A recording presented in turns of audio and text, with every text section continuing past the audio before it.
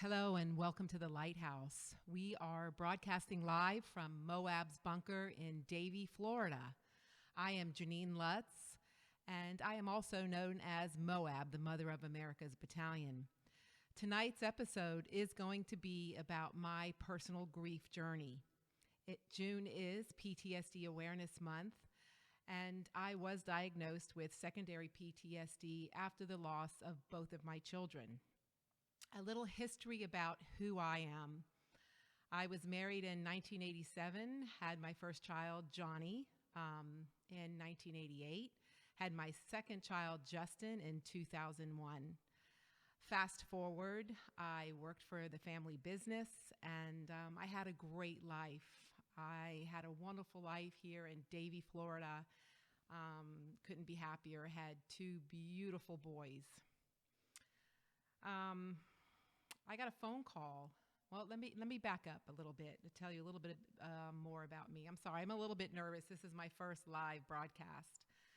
I am also the founder of the Lance Corporal Janos LCpl Foundation, and under that umbrella, we do the Lutz PTSD Memorial Wall, named after my son, Janos Lutz. And we have Lutz Buddy Up in Davie, Florida, and we also have the wall mobile. So we do a lot of things. Now, let's go back. Let's go back to January 12th, 2013, when I got that call. I received that call that no parent wants to hear. I was out with a friend, a show had just finished, and I got the call that my first son, John, was dead. When I heard that, as I'm sure many of you who are listening who've lost a child, I got tunnel vision. And I became one with the chair. I didn't want to get up. I couldn't go on and face my life without my child. Eventually, I did get up and drove home. And the next few months were sheer hell. I would wake up in the morning and it felt like a ton of bricks were sitting on my chest. Waking up to the realization that my child was gone. How I got through the first 5 months, honestly, was I would go to work a few days and I would come home and I would drink vodka and I would take an Ambien, and I'm not telling anybody to do that because I am lucky that I'm still alive today. That's a very dangerous mix. I started doing that about once a week. Then it grew into 3 times a week. About 5 months into my son's death, I had planned to kill myself. I had gotten my estate in order, and then I woke up. I said, Janine, what are you doing? You know, you have another child. I have Justin. And so I went away for a week to detox, to get off the Ambien. I had to completely get off the Ambien. And I just want to tell you a little note that the doctor told me at this place that I went. They wanted to give me sleeping pills, and I said, no, I don't want any medication. So they gave me melatonin, 20 milligrams of melatonin to help me sleep. And the sound isn't good. The sound is too low. Okay, I'm terribly sorry. Is it better now if I talk louder like this?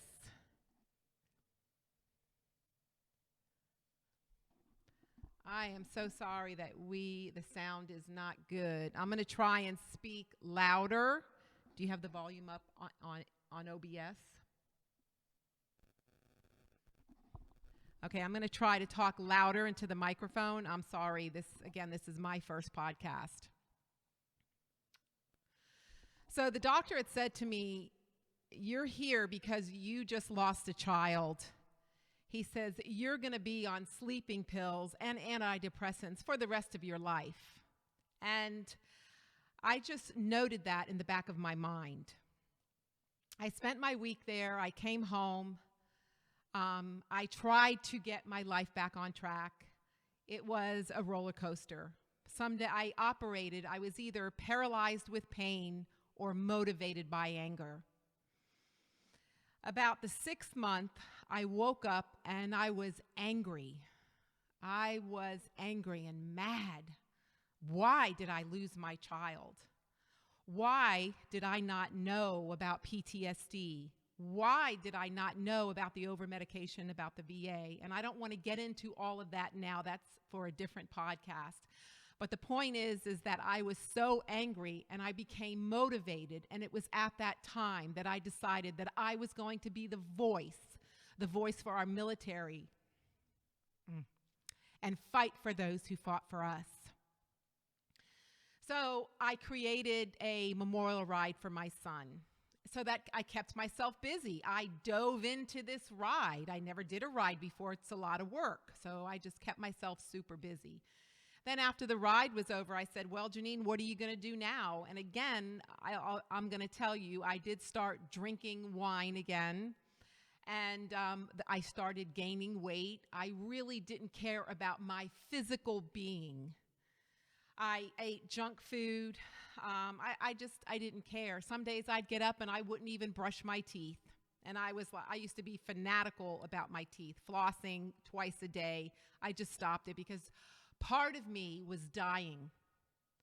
And I knew that if you had taken an X-ray of my heart, that it would have been broken, or that you would have seen a massive hole in my heart, or that it was turning black. I could physically feel this pain inside my body. I had body aches all over. So I continued. Then I started my foundation, and again, I dove myself into it, kept myself busy, but not taking care of myself. It was in 2015, about 20 months, maybe 16, 18 months after I had lost Johnny, that I had finally accepted his death. Believe me, I did really, my thought process was really out there. Just to back up a little bit, there's a lot of friends that I stopped talking to. Because I didn't want to be reminded that he was no longer there. So it was just easier for me to live in denial. And I'm sorry to all you friends out there.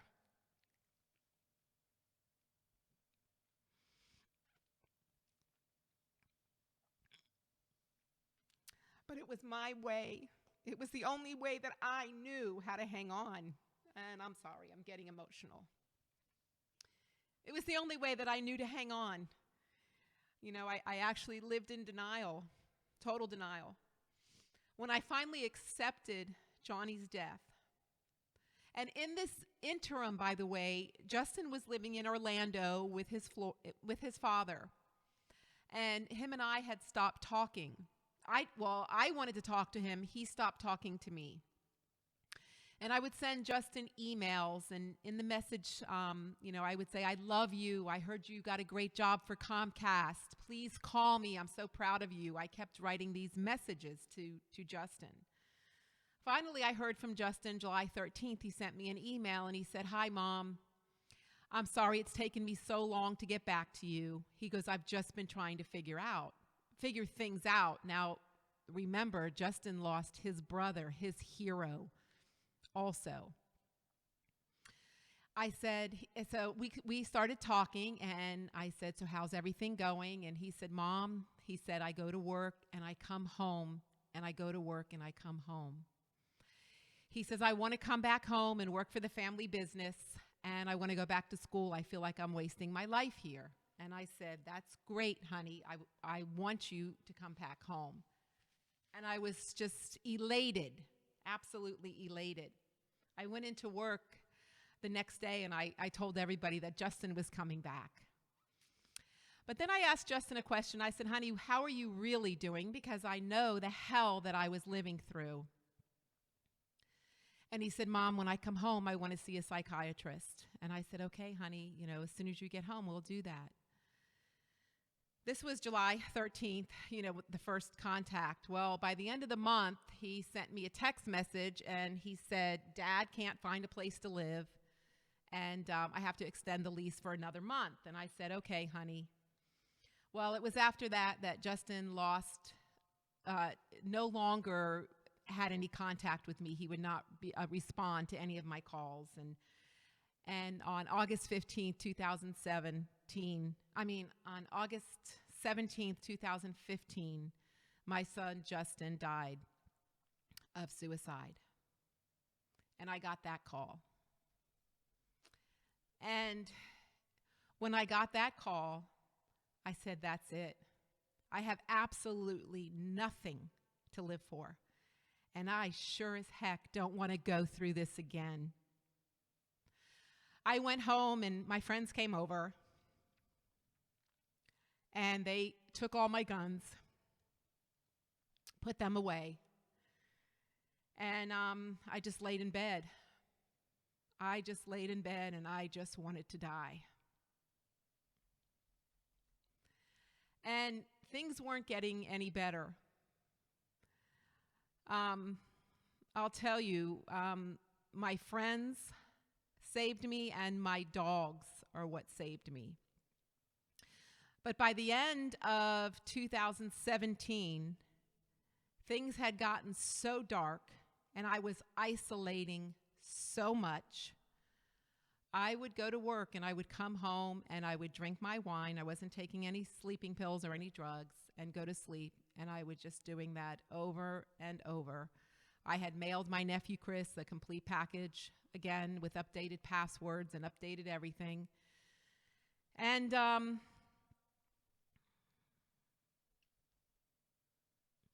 something inside me said, Janine, you're either going to die or you're going to live. And I decided that I needed to get my body clean.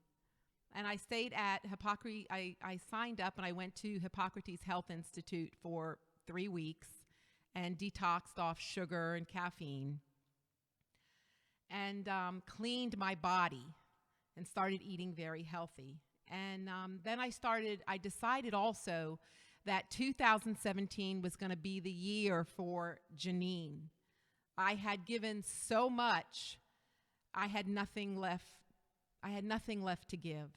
And I decided that I needed to focus on me. So over a period of time, I'm eating healthier now. My thoughts are getting better. And I turned my life around. And I truly want to live again. And I want to be happy. And I want to move forward with my life. So I just want to tell you all that we're going to have a hard time. It's not going to be easy, but we can have those happy times again. Now I want to back up, and I just want to tell you a few things in the past. In the beginning, my friends had said to me, get therapy. And I was so angry, you have no idea. I said, what the F is therapy going to do for me? Is it going to bring my son back? Okay, this is how I was. I was mad, and I know that you all can relate to me.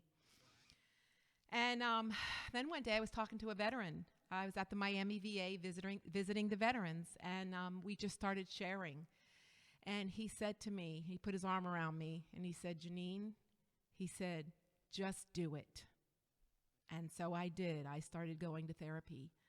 And the first therapist I had, I didn't care for. It's not that there was anything wrong with her. We just didn't connect, So it's very important that when you go to therapy, you have to trust the person that you're talking to, and you have to know that they have an understanding ear. So I started going to therapy. I actually go to the Fort Lauderdale Vet Center, and I love my therapist. She's wonderful. And that was a great, great thing. Another thing, I went to a local group for bereaved parents. And the second time I went there, now this was in my early, in my early grief time after I lost Johnny. I had gone there, and everybody went around the room and, said their name and how they lost their child. And I remember there was a couple sitting across from me. They had lost their child 16 years ago to a DUI. Not the daughter, somebody hit her. And I remember looking at them, and they were so angry and so filled with rage. And I could see it so clearly because that's what I was. I was so angry and so filled with rage, but I couldn't be anything else. But I thought to myself at that time, I said, I don't want to be that person for the rest of my life. And I just saved that thought into my memory in the back of my mind. I could not act on it because, again, I was motivated by rage, by anger, or paralyzed by pain. And I'm not saying that I don't have pain today. Just a couple days ago, I went in to purchase a new phone, and the young man behind the child, he was 22 years old, and I sat there looking at him, and he reminded me of my son Justin, his mannerisms. I was looking at him, and I just started to cry. And he said, "Are you okay, ma'am?" And I said, "Yes, I'm fine. Thank you. I'm fine." I said, "I just have an allergy." So I'm not saying that I have this conquered or anything like that. But I know, and I want to, and I want you to know, I know this is painful and it's not fair, but I want you to know that we can live again. And I just want to open it up. If anybody has any questions, they can either post them on our YouTube channel, which is MoAB's Bunker, or post them on the live stream on the memorial wall. And my helper, Michelle, will read us the questions. Another thing, while Michelle is doing that for us, something that really helped me is I had an accountability partner. I had my friend Janos, who is another mother who lost her child. She's a 2-8 Marine mom, so we could talk freely with each other. And my friends knew that Janos was my accountability partner. So whoever your accountability partner is, whoever it is that you can unload on, who really understands the pain that you're going through, which I believe should be somebody who has walked in your shoes, let your friends and family know. So if your friends and family see you start to isolate or see your behavior change, they can call your friend and say, "Hey, call my sister, call my mom, call my friend," and connect them. It's very important. The other thing is get a calendar and write down the date of your angelversary date, your child's birthday, any special holidays that were special with you and your child. Mine was Valentine's Day, Memorial Day. Well, now Memorial Day for all of us. I know the majority of my audience is military. Veterans Day, my son's birthday, Christmas, 4th of July, summertime, the beginning of summer. These were all special times for my boys and I. So write these dates down and let your accountability partner and your family and your friends know that, maybe a week or two before these dates, I might start to isolate. I might start to get a little angry. I might start to get a little emotional. And you won't even realize it in the beginning. But then you'll know. And this is part of the PTSD. You don't even know, but you start having these emotions that start to come over you physically and mentally. So it's very important to have that calendar and share it with your friends and family. Michelle has a question for us.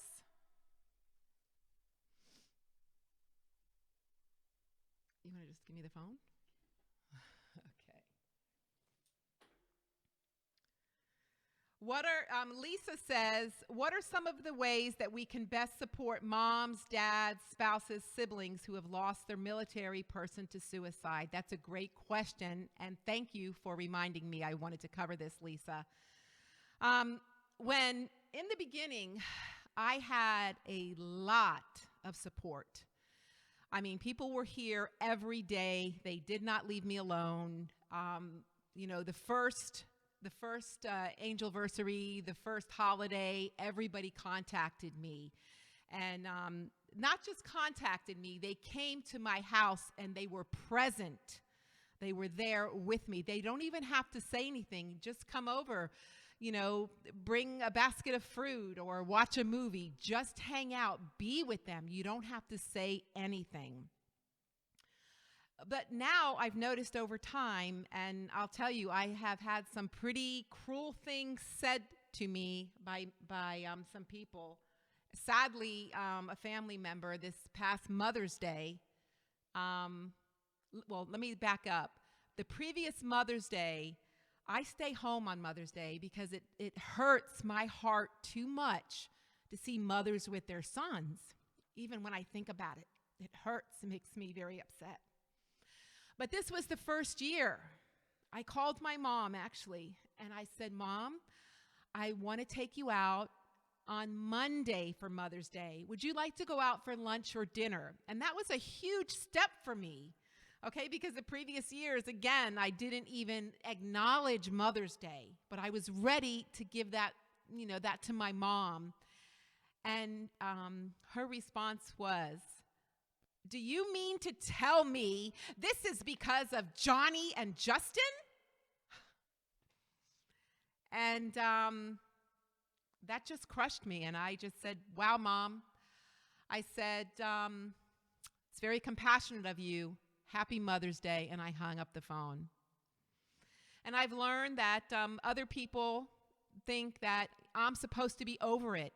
None of us are ever going to get over it. But we will learn to live with it. We will learn to manage. That was a great question, Lisa. Mindy says, what would you suggest a spouse or parent do if they address a veteran with red flags, but they shrug it off and get irritated when they bring it up? I got to read that again. What would you suggest a spouse or parent do if they address a veteran with red flags, but they shrug it off and get irritated when they bring it up? Okay, so you're saying a spouse or a parent do when they address their veteran, when they see, okay. I created a tool for families suffering for military. Oh, that's from Brian. Thank you, Brian. I'm sorry, I said Mindy. I created a tool for those living with PTSD for their friends and family. It's a simple code system. If I was out with my son Johnny and I thought something irritated him, I could, instead of me saying, did that bother you? Or are you okay? I could just say, hey, Johnny, what's your code? And he could say to me, code green. Everything's fine. Or your buddies can say that, I'm code green, everything's fine. Other times if we're out and you get irritated or upset, and this just isn't for the veteran, this is also for parents, anybody that suffered a loss. Maybe you're out and you've just become overcome with your grief and you can't stop crying. You can tell your friends and family, code yellow, I need to go home. I need to regroup. You can't ask me why. You can't take it personal. You just let me go home and give me my space.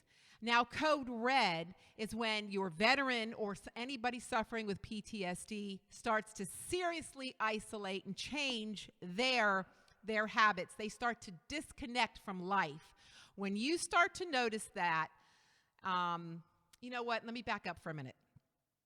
I'm sorry, I missed a step. When you're in code yellow and you go home, if your veteran or your person, that is in code yellow is not in a timely manner going on and coming out of that, that's when you call their accountability partner, their battle buddy, whoever it is, their confidant, whoever can help, get them through this time period. And hopefully we get to them then before it ever gets to code red. But if it does get to code red, when it's very serious and you're concerned about somebody taking their own life, if you can't get their battle buddy there, you call 911. And I'm going to tell you, this is my personal opinion. This is just Janine's personal opinion. I get a little worried about calling 911 and having law enforcement coming with a veteran that maybe has a gun in the house, So you have to think about that situation on each situation. I know that didn't sound right, but you know what I mean. Of course, if somebody has a gun in their hand and they're threatening, you're going to call 911. The first thing is your own safety. Okay, you have to make sure that you're safe and anyone in the immediate area is safe, but you also have to, you want to help the person in crisis. Is there anything else? I don't know. I guess nobody else has any more questions. But I don't want to just keep repeating myself, but I just, I just wanted to give you all some hope and, go to therapy. There is one thing I wanted to mention. A friend of mine, and again, people say things to me and maybe I don't act on them right away, but it's like a seed that's planted in my mind. And a very good friend of mine, Guy Drab, he was talking to me about mindfulness. He goes, "Do you practice mindfulness?" And I said, "Well, I don't know what that is." And that was about the extent of it, because that's how that conversation ended. And about 3 months ago, I was at a little store and I saw this little handbook on mindfulness, and I picked it up and I read it. And it's so simple and it's a great tool, and I would encourage you all to do some research, do some reading about mindfulness. I just ordered this book from Amazon. It was $8. It's called Mindfulness, an 8-week plan by an 8-week plan for finding peace in a frantic world by Mark Williams and Danny Penman. And really what mindfulness is, the basic, easy breakdown of it is to be mindful. Okay, so for example, we all go about our day and our mind is wandering. We're thinking about everything else in the world. We're thinking about the loss of our children, the pain, everything that happened in the past. We can't change what happened in the past. We can't bring our children back.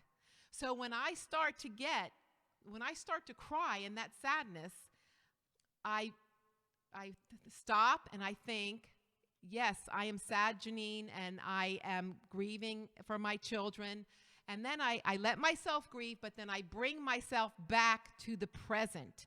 And I focus on what is around me, the people around me, the situations that are around me. I am mindful to what is present. Mindfulness is living in the present, and it is a great tool to help parents get over grief. It's great for PTSD. It's great for a lot of things. Okay, I have a message from Mindy. Mindy wants to hear more about life after loss, adjusting and getting through it. Okay, Mindy, thank you for your question. Life after loss. As many of you know, it's hell. It's hard. It's not easy. It's not easy. But you surround yourself with family, with friends who understand, who don't put a time limit on your grief. And again, you have a great accountability partner. And when you see yourself, you need to be a little bit of, in the beginning, you really can't self-regulate. That's why it's so important for friends and families to look after those who have lost. But, as you get further on, self-regulate yourself. If you see yourself start to isolate, pick up the phone, make those phone calls, go out, take a walk, exercise, do something healthy for yourself. Get a dog. Oh, I mentioned that before about my dog. Let me tell you that my dogs, I love my dogs, Stella and Dexter Lopez. That was one of the things that saved me. I said, Stella could not go with anybody else. She would be absolutely heartbroken if she didn't have me. She would. She saved me. Get a dog. I don't know what else. I don't know if there's anything else that I didn't cover, Mindy. I mean, there is a lot. No, there's another one on here. Let's see. If you are drinking, I would recommend if you can't stop, to reduce it, because the wine did help me numb and get through. And then when I quit the wine, my last drink was December 17th of last year. About 3 months into that, the realization of everything hit me again. And I was major stressed. I had major anxiety. I mean, I just couldn't. I'm like, oh my God, this is my life now. This is my life. I am a mother who lost her children. You have no idea how hard that is for me to say. You know what I used to say? I used to say, I don't want to be that person. I don't want to be the person who lost her children. I didn't. I wanted to just die.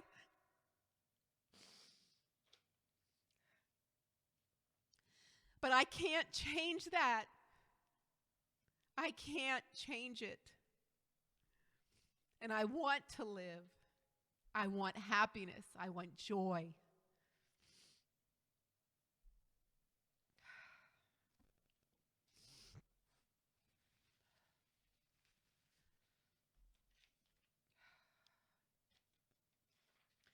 And I'll tell you, the other thing, that saved me was my foundation.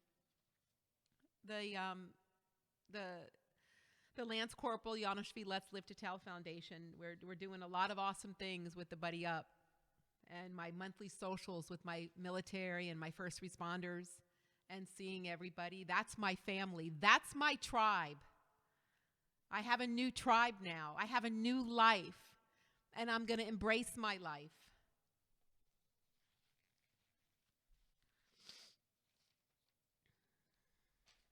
Ashley wants to know, how do you deal with people, family, who don't know what to say, so they keep telling you they are sorry, or it must be so hard?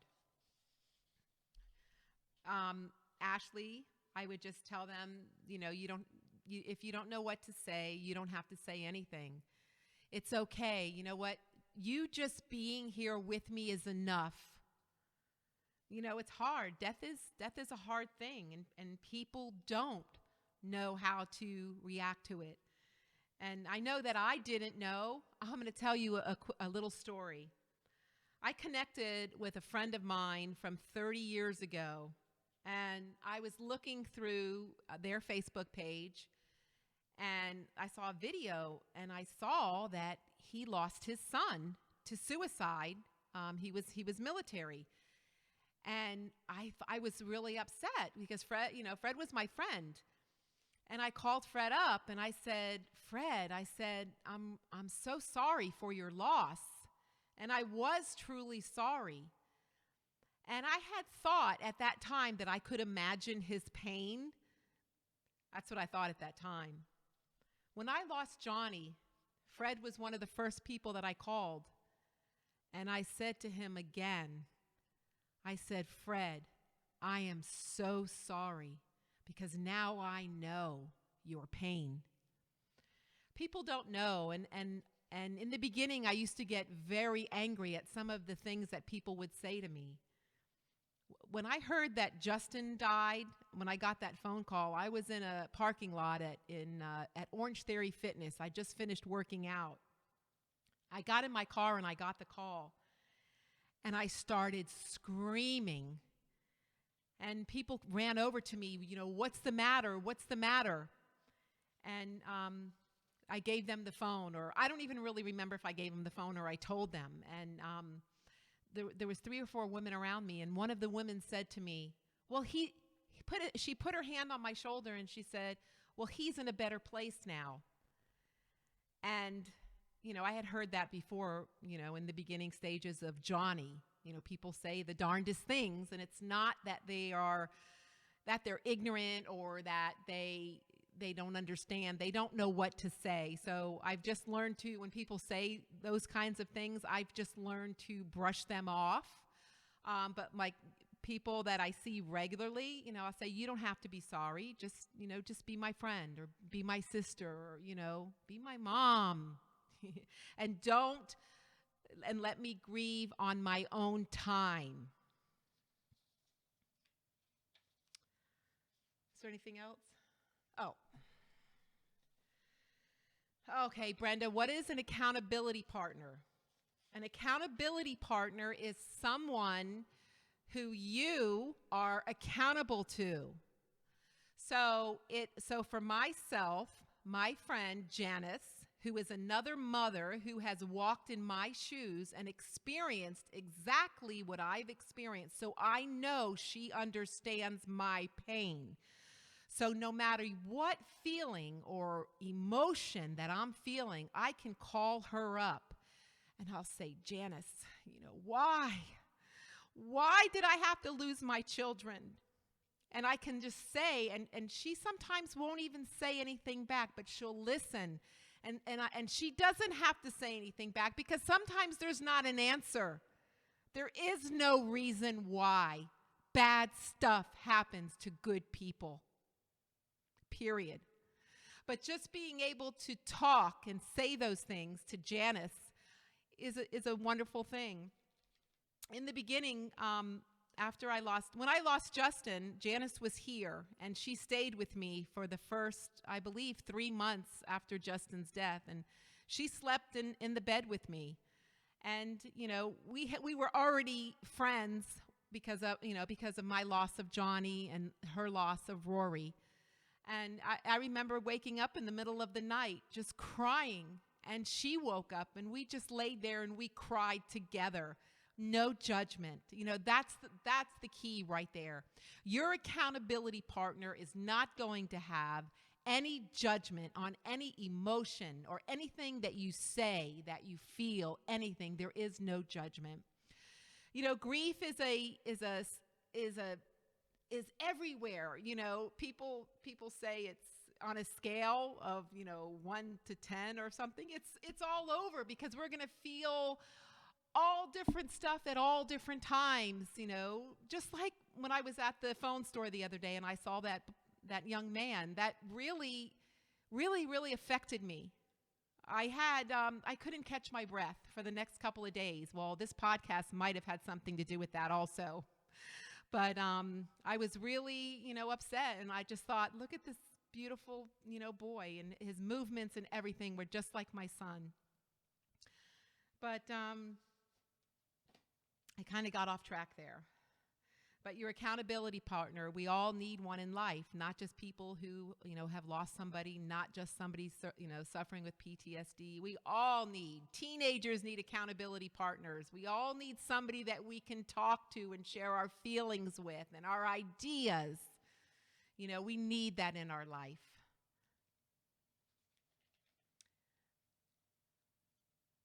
Is there any more questions, Michelle? There's no more questions. Well, I'm going to call this a night, and I want to thank you all for tuning in, and I hope I planted some good seeds. I am going to continue to do the Lighthouse series. they are going to be different episodes, and they are going to live stream always on my YouTube channel, MoAB's Bunker. But I'm not going to always do it on the PTSD Memorial Wall page. I wanted to talk to you all. Again, I am the one who prints all of your loved ones' photos there, and the wall is actually sitting on my pool table, and I maintain it and add the new photos to it, and I just feel connected to you all. But on we're in June. June 21st, I'm going to stream live on the foundation page, and I'm going to have Dr. Chris Wolf.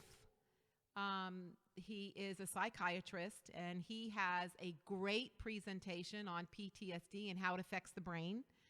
And the date is not confirmed yet, but if you would subscribe to my pages, the foundation page, and also subscribe to MoAB's Bunker, you will get notified when we go live. I'm also going to have and by the way, Dr. Chris Wolf is an expert. Well, he's a doctor, okay? I'm also going to have another expert on suicide prevention, and I already have that event posted on the memorial wall, but I'm going to stream live. Yeah, I'm going to stream live on the memorial wall with that one also. But I'm going to have different experts, different community things that will benefit our community, which is the military, law enforcement, first responders, grieving families.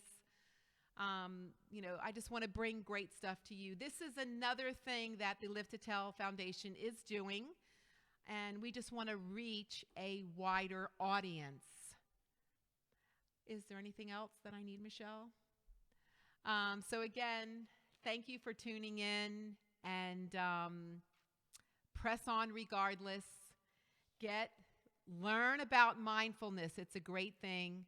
Drink a little less if you can't get alcohol out of your diet completely. And if you can't have a good day tomorrow, I want you to have a day. I love you all. Out.